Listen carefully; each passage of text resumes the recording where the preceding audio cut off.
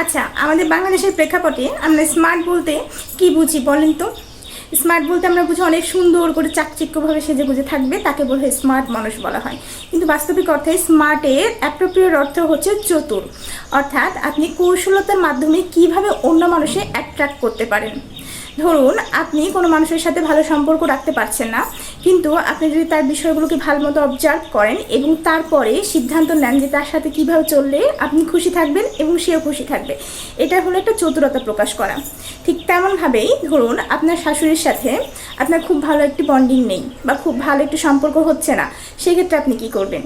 আগে ধৈর্য ধরে শুনুন সে কি করে বা তার কি পছন্দ, তার কোন জিনিসটা তার অপছন্দ সেইগুলো, এবং তারপরে আপনি সিদ্ধান্ত নিন যে সেই মানুষটির সাথে আপনি কেমনভাবে ব্যবহার করবেন এবং কেমনভাবে সেই ব্যবহারের মাধ্যমে আপনি তার কাছে যেতে পারবেন। এটা হলো একটি স্মার্টনেসের পরিচয়। সো এইরকমভাবেই বিভিন্ন রকমের বিষয়গুলোকে আপনি যখন কৌশলের মাধ্যমে হ্যান্ডেল করতে পারবেন, সেই ক্ষেত্রে আপনাকে বলা হবে আপনি একদম স্মার্ট মানুষ। সো স্মার্ট মানুষের জন্য চেষ্টা করুন।